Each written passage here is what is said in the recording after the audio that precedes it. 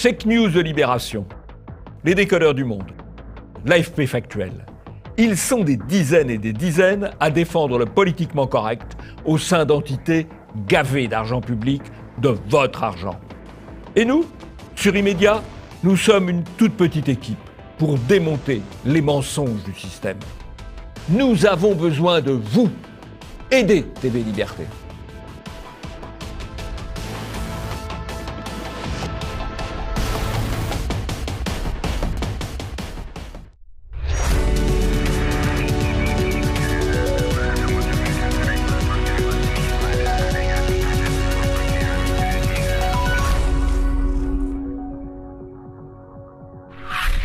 Bonjour à tous et bienvenue dans ce nouvel Immédiat. Et c'est le grand retour de Jean-Yves Le Gallou après l'intérim d'Olivier Frère Jacques. Bonjour Jean-Yves. Bonjour Nicolas. Émeute algérienne, le silence des médias. Les violences ont été très nombreuses en France après la victoire de l'Algérie lors de la Coupe d'Afrique des Nations et les médias ont été extrêmement complaisants. Sainte Greta en France, les médias en adoration. Greta Thunberg, l'étudiante en grève contre le climat, était en France pour parler devant les députés et les médias ont adoré.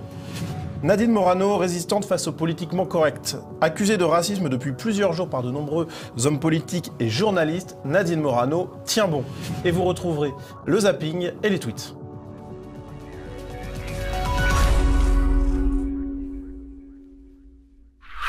Nous l'avions annoncé la semaine dernière avec Olivier Frère Jacques, les violences ont émaillé la nuit suivant la victoire de la Coupe d'Afrique des Nations par l'Algérie.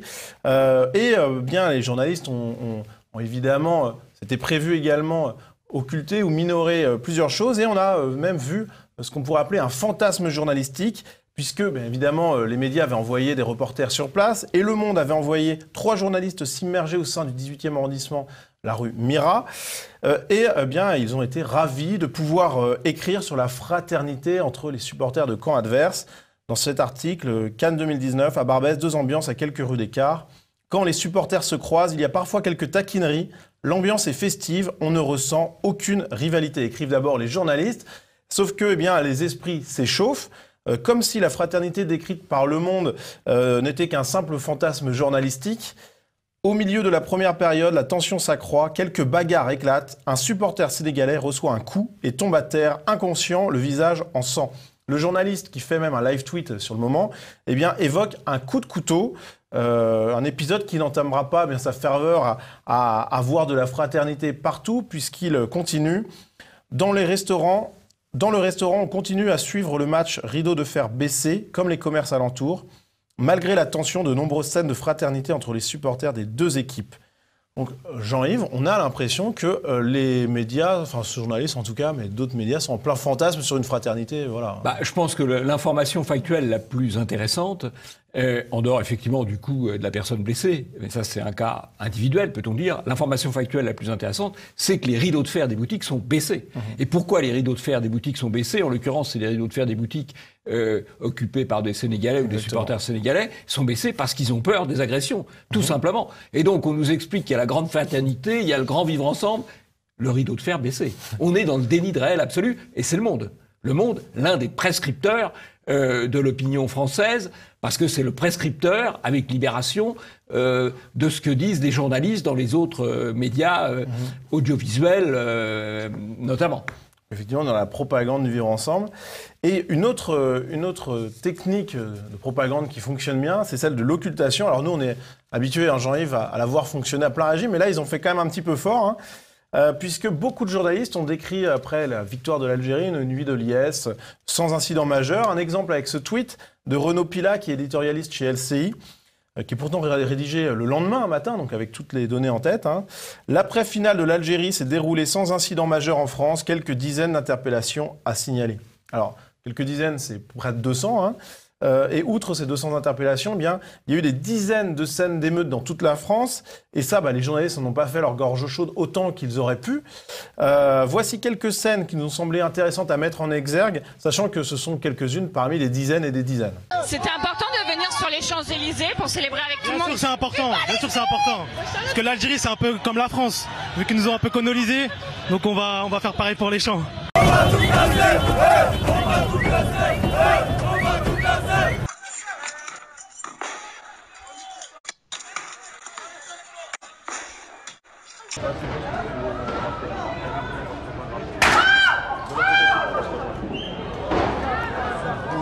Voilà, alors c'est ce que les médias appellent une soirée bon enfant, des scènes comme ça, il y en a eu des dizaines et des centaines. Alors ce qui est intéressant, c'est de comparer, au fond, avec ce qui s'était passé lorsque le Portugal avait gagné l'euro en 2016. Il y a eu un certain nombre de fêtes, on peut dire, de liesse portugaise. Comme là, on peut dire qu'il y a eu de la liesse algérienne, avec une différence absolument majeure. C'est que la liesse portugaise, elle a été tout à fait pacifique, sans incident, ou alors avec des incidents extrêmement oui, qui n'avaient rien à voir avec ça. Qui n'avaient rien à voir avec ça, tandis que là, la liesse algérienne s'accompagne d'une certaine haine de la France, avec un discours de haine sur la colonisation, vous allez coloniser, on va vous coloniser. Bon, ça c'est quand même un aveu politique en quelque sorte, et c'est pas marginal. Et puis beaucoup de scènes de violence, d'agression, de destruction. C'est-à-dire que c'est pas. Et puis au fond, s'ils veulent vraiment commémorer la victoire d'Algérie, on peut penser qu'ils pourraient peut-être aller sur place aussi, pas seulement essayer de s'imposer ici. Alors ils ont puisqu'on parle de l'Algérie et de la colonisation, il y a eu une statue du général de Gaulle qui a été détruite à Évreux. Du coup, on a effectivement toujours un rapport un peu passionnel à la question. Oui, alors c'est d'autant plus paradoxal que le général de Gaulle, ça lui a été d'ailleurs reproché par les partisans de l'Algérie française à l'époque, a accordé l'indépendance à l'Algérie. Quand je dis a accordé l'indépendance à l'Algérie, il l'a accordé puisqu'effectivement, militairement, l'armée française contrôlait la situation. L'armée française avait gagné la guerre d'Algérie, mais de Gaulle considérait que l'Algérie, c'était un fardeau économique, que l'Algérie, surtout, c'était un fardeau géopolitique, et que c'était pas possible de la garder. Donc, il a accordé l'indépendance à l'Algérie. Mais c'est quand même de Gaulle qui l'a accordé après une victoire militaire de l'armée française. C'est un des faits historiques qu'il faut parfois rappeler. Il en a été bien mal remercié par les descendants des personnes qu'il a libérées. Donc. Voilà, les partisans de l'Algérie française à l'époque disaient vous ne voulez pas l'Algérie française, vous aurez la France algérienne. On peut se demander s'ils n'avaient pas tout à fait raison quelque part. Le temps d'une nuit, on pourrait presque le penser, effectivement. Alors, autre fait qui, au contraire de tous les autres, a été largement commenté par les médias, eh bien, c'est normal, vous allez vite comprendre pourquoi. C'est les agressions commises par un groupe d'une dizaine de personnes à Lyon, vraisemblablement proches de la droite radicale ou du milieu hooligan, qui ont attaqué quelques véhicules transportant des supporters algériens. Et alors là, les gros titres ont été nombreux. Par exemple, Lyon, des hommes encagoulés attaquent des voitures en criant « sale bougnoule ». Et ces violences sont même devenues prioritaires aux yeux de la justice. Enquête ouverte après des attaques racistes contre des supporters algériens. Donc on voit que là, il y a un traitement médiatique. Tout de suite, il y a un peu moins d'occultation. Il y a un fait, et aussitôt, il y a une information, un événement sur l'enquête judiciaire qui a été ouverte. Alors que j'imagine que sur les dizaines, les centaines de faits, soit il n'y a pas eu d'enquête judiciaire, le fait commis par les dégradations commises par les supporters algériens, soit il n'y a pas eu d'enquête judiciaire, et ça pose la question de que fait la justice, soit il y en a eu et les médias n'en ont pas parlé, et pourquoi n'en ont-ils pas parlé alors qu'ils parlent de ça? Voilà. Mais c'est vraiment l'effet, l'alliance, on voit très bien l'alliance entre les médias politiquement corrects et la justice politiquement correcte, avec l'effet de loupe sur un événement isolé dans un ensemble, et l'effet d'occultation sur des dizaines, des centaines d'événements, évidemment beaucoup plus importants, mais il y a ce qu'on occulte et il y a ce qu'on grossit. Alors, autre événement malheureux sur lequel les médias ont mis un peu de temps à poser leur loupe, c'est le meurtre raciste d'un Guinéen. C'était donc à Rouen, donc une affaire qui finalement est révélatrice du parti pris médiatique. Et surtout de leur gêne à analyser ces violences en marge des célébrations algériennes. Ils ont été alors très lents à s'intéresser à cette affaire. Pourtant, théoriquement, c'est un meurtre raciste, donc ça devrait leur parler. Mais là, le problème, c'était que le criminel était un extra-européen d'origine turque, comme on l'a appris par la suite, et que selon plusieurs témoins, il aurait relié ce meurtre, enfin cet homicide, au match Algérie-Sénégal, donc à la Coupe d'Afrique des Nations. Donc de quoi refroidir les journaux français. Et du coup, les précautions oratoires sont nombreuses. Et LCI nous offre même un titre très tendancieux. Un jeune chercheur guinéen trouve la mort après une altercation. Donc on a l'impression que finalement le Guinéen est aussi responsable de sa mort que que son meurtrier. Alors que finalement, quand on lit l'article, on apprend que la victime est insultée par un individu et sort alors du véhicule pour s'expliquer, reçoit immédiatement des coups au visage. Le meurtrier qui aurait crié « Vous, les sales noirs, on va vous niquer ce soir ». Alors évidemment, le coupable est un déséquilibré et Le Monde titre d'ailleurs sur ce fait « Le suspect aux antécédents psychiatriques hospitalisés ». Et Le Monde donne également la parole au père du suspect. « Mon fils n'est pas raciste, il a grandi dans une cité populaire et a de nombreux amis de toutes origines. Mon fils n'est pas un meurtrier. » Et l'article du Monde se conclut sur cette déclaration de SOS Racisme. « Toute la lumière doit être rapidement faite. En effet, il flotte un parfum de racisme sur cet acte. » On voit donc qu'il y a une prudence générale de SOS Racisme au Monde. Et alors, Le Monde pratique ce qu'il fait dans certains cas et pas dans d'autres. On donne la parole à la famille. Oui. À la famille. Et le père dit « Mon fils n'est pas un meurtrier. » Bah si, Coco, si, ton fils est un meurtrier. C'est malheureux peut-être, mais c'est comme ça. Voilà. Oui. Mais on lui donne la parole parce qu'il s'agit de blanchir le meurtrier. Là, on ne noircit pas, si j'ose dire, la victime, puisqu'effectivement, il est présenté de manière plutôt positive. Oui. Ce chercheur guinéen. Voilà. Bon, mais en tout cas, on essaye de blanchir, trouver des excuses aux meurtriers et surtout passer de côté la motivation ou les propos racistes qui accompagnent le meurtre, parce que un Algérien supporter ou un Turc supporter de l'équipe d'Algérie ne peut pas être raciste vis-à-vis d'un noir, c'est contraire à la doxa dominante. Alors on ne sait pas vraiment si c'est un supporter de l'équipe d'Algérie, mais en tout cas, selon les témoignages, il a relié ce meurtre en disant ça. Voilà. Bon, maintenant, après, il avait a priori des antécédents psychiatriques, l'enquête nous en dira plus, mais en tout cas, il y a eu une grosse prudence. Et finalement, pour conclure, il y a un tweet qui me paraît assez amusant. Lyncher un Guinéen à mort en criant « sale noir », ce n'est pas du racisme. Critiquer la tenue vestimentaire de la porte-parole du gouvernement, ça, c'est du racisme. Et donc c'est quelque chose qu'on verra plus tard dans l'émission, mais ça conclut bien. Je trouve que ça montre bien le parti pris médiatique, en fait. Qui est absolument hallucinant. Le racisme, c'est une arme. L'antiracisme, c'est une arme idéologique complètement déconnectée de la réalité aujourd'hui. Ouais, et qui n'est utilisée que dans certains cas plutôt que d'autres. Passons au zapping.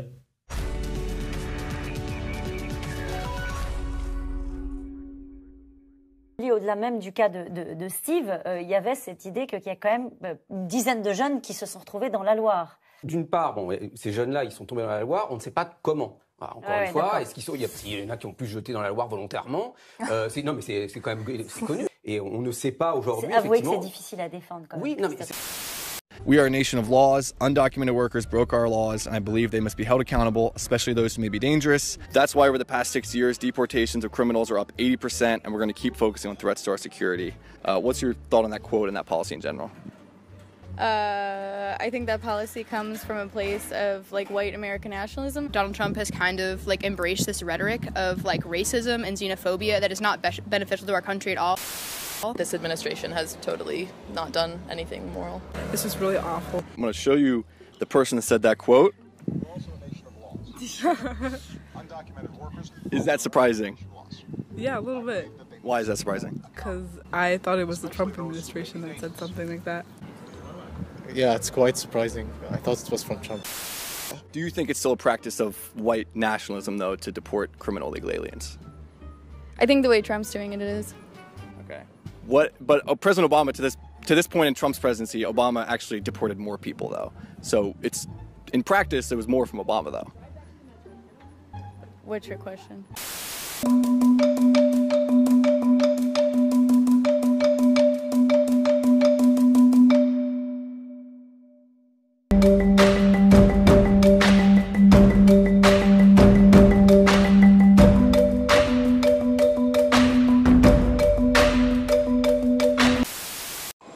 C'est aux environs de 23 h hier soir que l'agression a eu lieu. La victime, un jeune homme d'une vingtaine d'années, voulait aider des jeunes filles importunées par deux individus. L'un des deux harceleurs lui aurait d'abord porté un coup de tête, puis un violent coup de couteau au niveau du bras. Grièvement blessé, le jeune homme perdait beaucoup de sang selon des témoins. Rapidement pris en charge, il est transporté aux urgences du CHU de Montpellier. Ce lundi, la victime était hors de danger. Thierry Breton, vous vous souvenez, Thierry Breton, c'est un homme d'affaires, un chef d'entreprise, ça a été aussi un ministre de l'économie. Eh bien, il a été frappé, séquestré chez lui lors d'un cambriolage. Quand vous dormez, que vous êtes séquestré, violenté et tabassé par des gens qui sont sans scrupules, qui n'ont plus aucune valeur et qui viennent de quartiers où je ne sais pas s'ils ont eu une éducation, mais c'est des gens qui sont en dehors de toute humanité. Et ça, que ce soit arrivé à M. Breton, c'est bien triste, mais ça permet de mettre en lumière ce qui arrive à des milliers de Français chaque année. Et on n'entend pas beaucoup M. Castaner sur la recrudescence de ces cambriolages à domicile avec séquestration et violence. Le nombre de cambriolages est en augmentation. C'est un sujet qui est pour l'instant laissé de côté. Jacques Marseille démontre que dès le début, le capitalisme français se détourne de l'Afrique. Pourquoi ? Ça ne rapporte pas. Ça ne rapporte pas. Parce que il faut tout créer. Il faut créer des routes, il faut créer des usines, il faut créer de tout. Pendant toute la période coloniale, c'est le budget de l'État français, donc les impôts des Français, qui va tenter de développer l'Afrique, qui va créer des ponts, des routes, des hôpitaux, des écoles, etc., etc. Donc la France se ruine. 203 jours de travail pour l'État. C'est aujourd'hui que vous pouvez enfin profiter du fruit de votre labeur, si l'on tient compte du calcul du jour de libération fiscale établi en France depuis 20 ans par l'association Contribuables Associés. Sur chaque euro produit par le secteur privé, la sphère publique en prend plus de la moitié. Les résultats font état d'une pression fiscale inédite. D'abord, l'affaire du jeune homme qui s'est noyé. Alors, on a le président de l'Observatoire national de la délinquance, qui est un bidule en marge du ministère de l'Intérieur, qui nous explique, et il a sauté sans doute tout seul. 6 mètres dans de l'eau qui coule assez vite, c'est tout de même pas évident. Eh bien, ce personnage, c'est Christophe Soulet, le directeur de l'Observatoire national de la délinquance. C'est un professeur à Sciences Po qui a des mérites éminents, puisque c'est un des fondateurs de Guélib. Donc voilà, donc il a sûrement beaucoup de soutien, ce qui lui a peut-être permis d'obtenir ce poste, je ne sais pas. En tout cas, ça ne l'empêche pas de déclarer, de tenir des propos tout à fait contestables et honnêtement malséants. Voilà. D'ailleurs, Caroline Roux le reprend même. Donc pour choquer Caroline Roux, il faut y aller. Absolument, absolument. Oui. Alors, bon. Ensuite, on a alors une séquence extraordinaire de micro-trottoirs réalisés aux États-Unis, où on voit la force des préjugés. Puisqu'on on lit une citation et on voit un certain nombre de belles consciences américaines, blanches américaines, réagir horrifiées en disant « c'est Trump, c'est Trump ». Ben non, manque de chance, c'est Obama qui avait tenu le propos.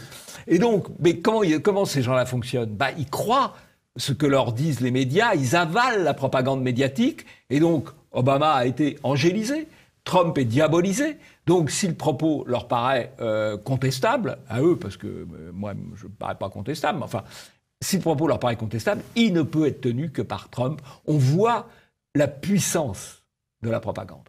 Et même aux États-Unis, où les réseaux sociaux et où un certain nombre de médias alternatifs ont une certaine puissance, il y a quand même une formidable puissance des médias de propagande. Dernier élément intéressant, l'agression, le cambriolage dont a été victime Breton.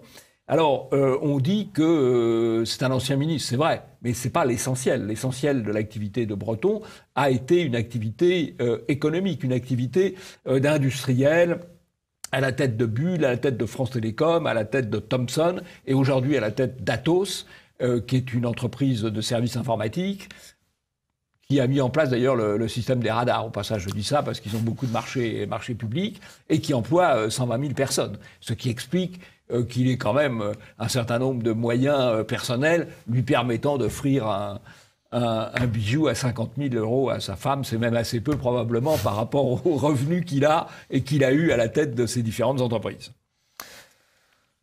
Passons au deuxième sujet. Sainte Greta, les médias en adoration.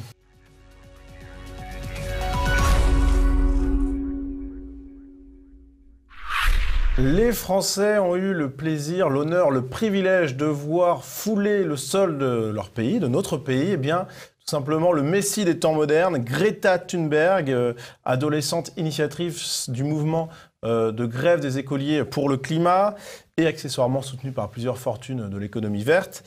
Greta Thunberg était donc en France pour répandre sa sainte parole et elle a d'abord reçu le prix Liberté, nouveau prix normand remis par Hervé Morin. Alors qu'est-ce que ce prix ? Eh bien, Marianne revient dessus. Greta Thunberg a été désignée lauréate de la première édition du prix Liberté. L'idée est de faire désigner par des jeunes Normands une personnalité engagée dans un combat exemplaire en faveur de la liberté, rappelant ceux qui, au péril de leur vie, débarquèrent le 6 juin 1944 sur les plages de Normandie. Alors, face à qui a-t-elle concouru, Greta Thunberg ?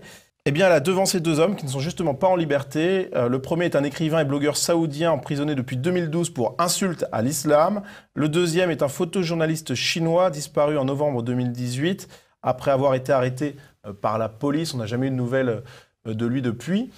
Jean-Yves, on voit donc que les médias en ont fait une tonne sur la remise de ce prix, mais on peut se demander s'il est bien mérité, ce prix. On ne peut pas dire que la liberté de Greta Thunberg soit atteinte. Elle circule partout, elle s'invite partout. Elle a été accueillie par 200 journalistes quand elle a débarqué à Davos. On ne voit pas en quoi sa liberté est en cause, alors que la liberté des gens cités, elle est en cause, puisqu'il y en a un qui a disparu, l'autre qui est en prison. On pourrait parler d'Assange aussi. Exactement. Voilà. Oui. Thunberg a défend le climatiquement correct. Il y a absolument aucun exercice de difficulté. Alors bon, derrière ça, il y a une opération d'autopromotion du président de la région Normandie qui l'a fait venir pour être les sur autres la pouvaient photo. percevoir leur prix, donc les autres, c'était zéro image. Ouais. Et donc là, il y a de l'image. Voilà, tout ça est totalement bidonné, évidemment. Effectivement, tout le monde est content, y compris les médias. Alors, le véritable moment fort de sa visite en France était évidemment son allocution devant les députés, une allocution qui avait été annoncée par la chaîne LCP. Elle est devenue le visage de la mobilisation mondiale de la jeunesse pour le climat.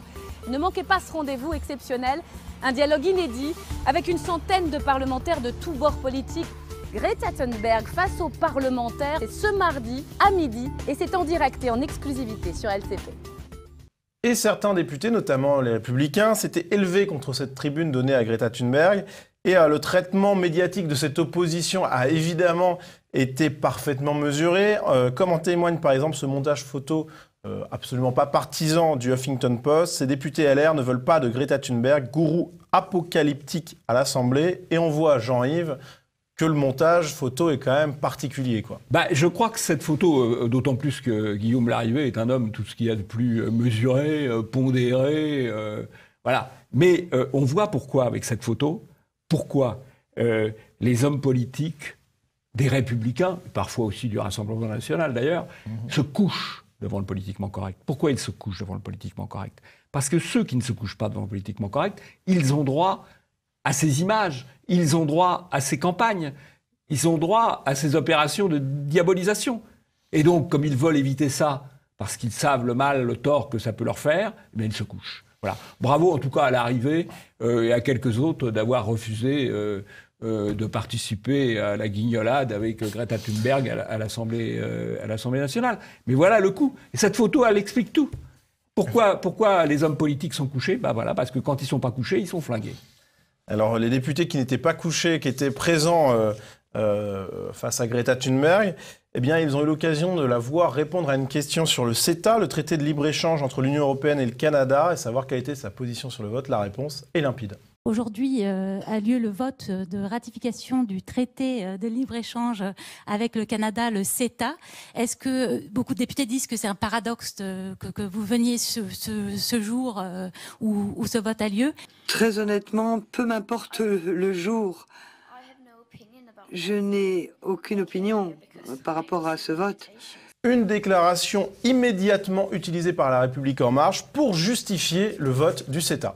Vous faites parler Madame Greta Thunberg qui nous regarde. Mais moi, j'ai écouté attentivement Madame Thunberg. Et qu'est-ce qu'elle dit ? Elle dit qu'elle n'a pas d'opinion sur ce traité. Alors, ne nous faites pas choisir oui à Greta, oui au CETA.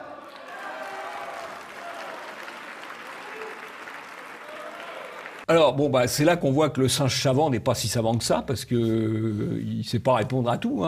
Peut-être que c'était justement pour ne pas fâcher. Peut-être pour ne pas fâcher les gros intérêts. Alors, c'est quand même extraordinaire. Qu'est-ce que le CETA ? C'est un traité de libre-échange. Qu'est-ce que le libre-échange ? Là, en l'occurrence, entre l'Union européenne et le Canada, il y en a eu un autre entre l'Union européenne et l'Amérique du Sud. Qu'est-ce que le libre-échange ? Ça consiste à échanger des produits qui viennent de très loin contre d'autres produits qui viennent de très loin. Donc, le bilan carbone du libre-échange, il est mauvais. C'est-à-dire que ça produit davantage de rejets carboniques. Or, il se trouve que mademoiselle Thunberg explique, elle reprend d'ailleurs une des thèses du GIEC, que le problème majeur, c'est les rejets de CO2. Bon, si le problème majeur, c'est le rejet de CO2, le libre-échange, c'est mauvais. Et donc un traité de libre-échange, c'est mauvais. C'est aussi simple que cela. Voilà. Mais bon, on n'est pas obligé d'être cohérent. Ce qui est intéressant, c'est aussi de voir le traitement médiatique de tout ça. C'est-à-dire qu'il y a certains médias qui ont parlé de cette incohérence, comme par exemple TV Liberté, mais globalement, l'incohérence entre le positionnement de Greta Thunberg, l'invitation de Greta Thunberg et le CETA est quand même très peu traitée. Oui, alors, c'est d'autant plus suspect la coïncidence de date. C'est qu'on peut penser qu'en termes de communication, il y a quand même des gens qui pensent la communication du gouvernement, il y a des gens qui pensent la communication de Macron, on a joué le tamponnage des dates pour que le discours écolo de Greta à l'Assemblée nationale efface, médiatiquement parlant, le traité CETA, d'autant plus que c'est plus simple. Oui, c'est plus simple à comprendre. C'est plus simple à comprendre, c'est plus simple en termes d'émotion. Dans un cas, il faut raisonner, dans un autre cas, on n'a que de l'image. Et donc, on peut penser que ça a été voulu. Alors, autre question qu'on peut se poser quand on voit le traitement médiatique de tout ça, Greta Thunberg est-elle inattaquable ?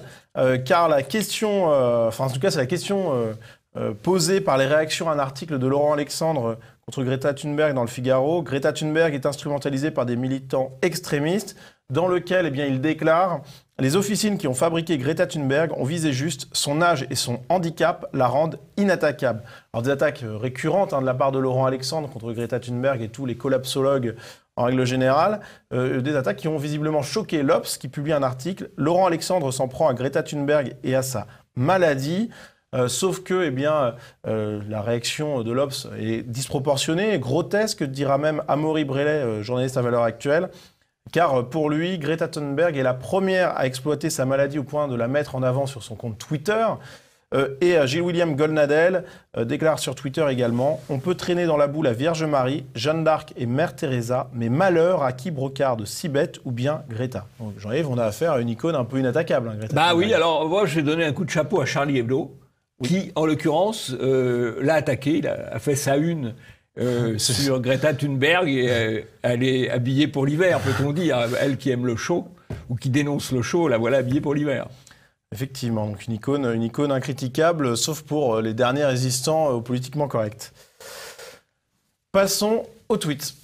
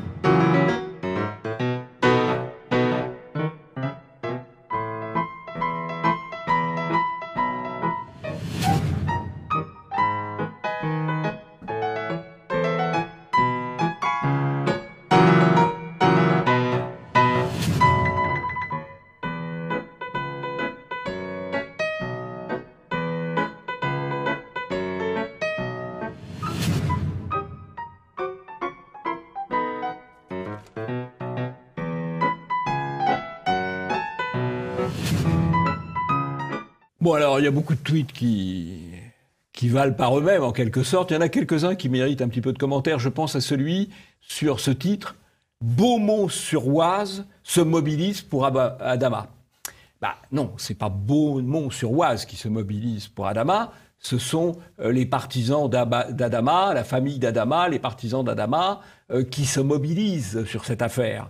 mais sûrement pas Beaumont-sur-Oise. En l'occurrence, c'est une commune qui a placé largement en tête Jordan Bardella aux dernières élections européennes. Donc ils sont pas tous mobilisés sur l'affaire Adama. Mais on voit bien le biais médiatique, le bobard par titrage. Voilà, on est habitué, c'est une figure effectivement assez fréquente. Alors, il y a un tweet assez courageux, je trouve, d'Eugénie Bastier, qui se demande au fond pourquoi on relance en quelque sorte l'affaire Dreyfus, qui remonte quand même à plus d'un siècle maintenant, 120 ans, avec l'idée de promouvoir à titre posthume Dreyfus comme général. Bon, quand même une idée un peu particulière.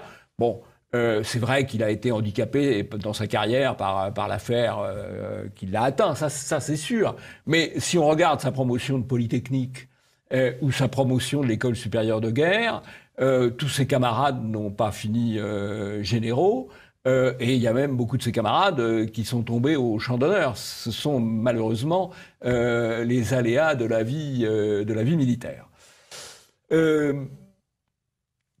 Il faut préciser quelque chose en matière de désinformation sur le conflit entre l'Iran et un certain nombre de puissances occidentales comme les États-Unis et la Grande-Bretagne. Il y a eu pas mal d'articles sur le fait que l'Iran s'était emparé d'un pétrolier britannique dans le détroit d'Ormuz. Bon, ce qu'on a oublié de dire, ou ce qu'on a oublié de rappeler, et ce qu'on avait oublié de dire à l'époque, c'est que la Grande-Bretagne, il y a à peu près un mois, je crois, a intercepté et arrêté un pétrolier iranien dans le détroit de Gibraltar. Donc le premier acte contraire au droit maritime international, c'est pas l'Iran qui l'a commis, c'est la Grande-Bretagne. Je dis contraire au droit maritime international parce que la base du droit maritime international, c'est la liberté de circulation dans les détroits. Alors c'est vrai que les Iraniens y ont porté atteinte dans le détroit d'Ormuz, mais après que les Britanniques y aient porté atteinte dans le détroit de Gibraltar. Il ne faut pas inverser les causalités. En tout cas, quoi qu'on pense de la légalité de chaque action ou pas, c'est certain que les médias, quand ils parlaient de la raisonnement par les Iraniens, du pétrolier britannique, ne faisaient pas mention de ce premier épisode, ce qui montre... Enfin, il y en a certains qui le faisaient, mais c'était assez rare, ce qui montre bien qu'il y a effectivement un biais un peu et le premier évident, épisode avait été largement occulté, bien entendu. Bon. Dernier point, quand même très préoccupant. Très préoccupant. Il y a beaucoup de censure. Hein. On pourrait faire des numéros entiers d'immédiat consacrés uniquement à la censure. Il y a la censure de Damoclès sur Twitter. Ouais. Il y a une censure qui est quand même particulièrement encore plus préoccupante que les autres. C'est très étrange. Ouais. C'est celle dont la page Facebook de Logim a été victime à propos d'une URL renvoyant sur un article sur Alain Duhamel. Bon, Logim fait un article sur Alain Duhamel. Bon, c'est normal, c'est un journaliste très en vue, qui a de la promotion, voilà. Qu'est-ce qui se passe ? Il n'y a aucune haine, aucune diffamation. On rappelle simplement les faits et gestes, la carrière très longue du personnage. Et ben, le personnage, il a le bras très très long, hein, parce que il obtient de Monsieur Soli, le préfet qui dirige Facebook France, de la suppression de sa page. On ne sait pas s'il l'a contacté. C'est une manière imagée de dire les choses. C'est une manière imagée, mais le patron est toujours responsable. C'est vrai. Bon, si M. Soli avait trouvé anormal que la page de Logim soit censurée, il aurait bloqué la censure. C'est toujours le patron qui est responsable. J'explique bien aux téléspectateurs pour qu'ils comprennent, c'est que le fait de poster cette URL précisément sur Facebook était impossible, c'est-à-dire le lien vers la page de Logim. Donc c'est quand même incroyable, c'est-à-dire que c'est la censure d'une page internet précise et même pas du domaine tout entier du site de Logim. C'est juste une page internet, donc c'est assez incroyable. Sur un personnage. Qui est devenu incritiquable. Alors on espère que c'est un souci technique, hein, mais bon. Oui, alors là, faut pas exagérer. Faut pas exagérer. Déjà que vous essayez de blanchir le préfet Soli, qui sait quand même ce qui se passe, qui a mis en place les gens qui opèrent. Et là, en plus, ça n'est pas un moteur de recherche qui a supprimé ça. Ouais, c'est Facebook. Hein, c'est pas un moteur de recherche, c'est pas un robot qui a supprimé cette page en particulier, c'est une intervention humaine particulière. Eh bien, nous allons passer au troisième sujet. Nadine Morano, résistante face au politiquement correct.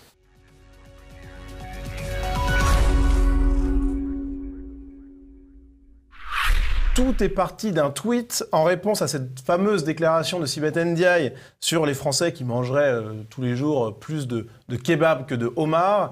Voilà le tweet de Nadine Morano. Outrée mais habituée à entendre ces inepties débitées souvent en tenue de cirque, sénégalaise très bien née ayant obtenu la nationalité française il y a 3 ans, visiblement avec de grandes lacunes sur la culture française, indigne de cette fonction gouvernementale en France. Et pour la classe politique, et notamment La République En Marche, eh bien ce tweet serait raciste. Le gendre, Poisson, Darmanin, ils l'ont tous attaqué violemment. Et elle a décidé de leur répondre d'ailleurs sans filtre sur Twitter, donc ça décoiffe. Agile Legendre, qui la taxait de racisme, elle répond « C'est le seul argument que vous avez à la bouche, racisme comme toujours. Il ne faut rien dire parce qu'elle est noire, c'est ça ? Un peu de décence et de sérieux, merci. » À Gérald Darmanin, qui lui parlait du style vestimentaire de Sibeth Ndiaye, elle répond « Ce qui me gêne côté vestimentaire en ce qui te concerne, c'est que ta veste soit réversible en fonction de tes intérêts personnels. Tu n'as pas hésité à vendre ton âme pour être ministre. » Donc on voit que, Jean-Yves, que Nadine Morano... elle répond aux politiques de manière solide. Oui, et elle a raison, parce qu'elle est agressée, alors que son tweet, ce n'est que factuel. Bien sûr. Oui, Sibeth Ndiaye est d'origine sénégalaise. Oui, elle est d'une très grande famille sénégalaise. Son père était le numéro 2 de la présidence de la République il y a quelques années. Sa mère était présidente de l'Assemblée, du Conseil constitutionnel local. Ouais. Donc c'est une Sénégalaise, c'est une grande famille sénégalaise. Et elle a été naturalisée il y a 3 ans et elle a une maîtrise moyenne, on va dire, de la culture française et elle s'habille, s'habille comme dit Madame Morano.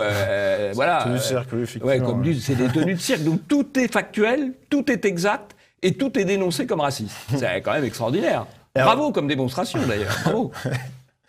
Et alors, les hommes politiques ne sont pas les seuls à l'attaquer, puisque des journalistes se sont aussi joints à la curée, comme David Perrotin qui tweet « Allez, on ajoute tout ça aux citations de Nadine Morano transformées en posters pour les toilettes. » Et alors que Nadine Morano déclare que le comportement de Sibeth Ndiaye ne choque pas qu'en France, mais aussi sur le continent africain, il lui répond « C'est sa meilleure amie, encore plus noire qu'une arabe, qui lui a apporté l'info pour se moquer un peu de Nadine Morano. » Ben non, en fait, ce sont les journalistes africains, effectivement, qui lui ont rapporté cette information. Par exemple, cet article de Sénégal7.com.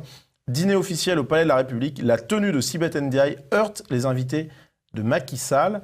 Et plus largement, Nadine Morano, elle n'a pas hésité à répondre, là encore, à ses détracteurs directement. Sur LCI, elle déclare « Je suis ouverte à la critique, pas à l'insulte ni à la caricature, telles qu'elles me sont faites par certains journalistes. » Et autre exemple de cette combativité face aux journalistes, eh bien, Jordan Klein, journaliste pour CNews, Public Sénat et BFM, a eu un échange avec elle sur Twitter où il lui demande d'abord de partir en vacances pour qu'elle se calme. Et Nadine Morano lui répond « Dites-moi, vous êtes journaliste ou militant ?» Ce à quoi il répond « Se battre contre toute forme de racisme n'est pas du militantisme. » Donc, Jean-Yves, Nadine Morano, face à la prise de position des journalistes, c'est quand même assez rare que les journalistes prennent position aussi violemment contre une personnalité publique, qu'ils se tiennent parfois à un devoir de réserve, un peu caché sous le ton de l'humour, etc. Là, ils attaquent, elle se défend. Je crois que les journalistes, comme vous dites, moi je mets souvent des guillemets, sont les gardes-chioums de politiquement correct. Donc tant que les hommes politiques restent à l'intérieur du politiquement correct, ça se passe à peu près bien et ils affectent une certaine neutralité puisqu'ils sont tous sur le même champ. Donc effectivement, mais dès qu'un homme politique essaye de sortir du politiquement correct, à ce moment-là, c'est le tir de barrage. On l'a vu, on le voit là avec Nadine Morano, comme on l'a vu sur un autre sujet avec Guillaume Larrivé, qui n'est pas épanoui à l'idée de recevoir Greta Thunberg à l'Assemblée nationale, et qui est immédiatement rafalé. Voilà. C'est ça, ce sont les garde-chioums du politiquement correct. Bon, il y a un autre phénomène dont il faut quand même parler. Nadine Morano a décidément le sens de la formule. C'est quand elle dit le fait que Madame Sibeth Ndiaye soit noire lui donnerait un totem d'immunité. Je crois que c'est peut-être aussi pour cela qu'elle a été nommée comme porte-parole du gouvernement, puisque l'idée de Macron, je pense... C'est pas pour son talent, en tout cas, ça c'est sûr. Bon, alors, si c'est pas pour son talent, c'est pour avoir quelqu'un d'inattaquable. Il va avoir quelqu'un d'inattaquable, parce que si on l'attaque, on est raciste, donc on ne peut pas l'attaquer, pour porter la parole du gouvernement, et donc la parole du gouvernement n'est pas attaquable. C'est ça l'idée. On voit l'antiracisme au service de la dictature Macron. Alors, ce qui est intéressant dans cette polémique, c'est qu'on voit qu'elle a de nombreux soutiens, que ce soit politique, de sa famille ou même du Rassemblement national. mais également sur les réseaux sociaux. C'est frappant quand on regarde ça. Et en fait, les journalistes, et on a l'exemple avec l'AFP, quand ils font un article pour parler des réactions à son tweet et à ses tweets de défense, eh bien, ils ne donnent la parole, ou en tout cas, ils n'évoquent que des opposants à Nadine Morano et pas les nombreux soutiens qu'elle possède. Et là, on est encore face à une ficelle médiatique évidente. Donc, c'est intéressant à noter que il y a une partialité des médias jusque dans cette façon de présenter les choses. Et là, en l'occurrence, c'est pas n'importe quel média, celui que vous citez, c'est l'AFP, l'Agence française de propagande, qui est reprise dans tous les autres médias, notamment régionaux. Donc c'est démultiplié à l'infini ce biais où on ne fait parler que ceux qui sont hostiles à Nadine Morano. Ce qui incite d'ailleurs beaucoup d'hommes politiques à faire un tweet hostile à Nadine Morano, un tweet ou une déclaration hostile à Nadine Morano, puisque ils savent qu'elle va être reprise, cette déclaration. C'est vrai. Alors que s'ils la défendent, c'est eux qui vont se trouver pris dans la machine à laver et dans les soreuses. Voilà, alors on voit comment s'opère, par le biais médiatique, la sélection de la classe politique. Écoutez, c'est exactement ça. Alors, c'est bientôt la fin de cette émission, cette dernière émission de l'année, mais vous avez un coup de chapeau, Jean-Yves, un coup de chapeau vestimentaire presque, un coup de polo. Alors d'abord, un coup de chapeau vestimentaire à Nadine Morano, qui a fait preuve de courage et qui n'a pas reculé face à la meute médiatique. D'abord, premier coup de chapeau à Nadine Morano. Et un deuxième coup de chapeau à ce web spectateur marin-pompier de Marseille qui m'a offert ce t-shirt, même ce polo. Merci à lui. Et puis, un coup de chapeau à tous ses camarades pompiers militaires, pompiers professionnels ou pompiers volontaires, parce que nous allons partir en vacances, peut-être comme beaucoup de ceux qui nous regardent, mais eux, ils vont quand même rester au travail tout l'été, parce que l'été, c'est toujours une période très chaude par nature, où il y a beaucoup de soucis, beaucoup d'activités pour les pompiers. Alors, un coup de chapeau à eux pour nous aider à passer un été aussi paisible que possible. Exactement, donc merci encore à lui pour ce cadeau. Merci à vous de nous avoir suivis. C'est donc la dernière émission avant les vacances. Donc rendez-vous fin août, théoriquement le 29 août. Et d'ici là, portez-vous bien, bonnes vacances. Et puis Jean-Yves, à la rentrée, tout simplement. À la rentrée et bonnes vacances à nos web spectateurs.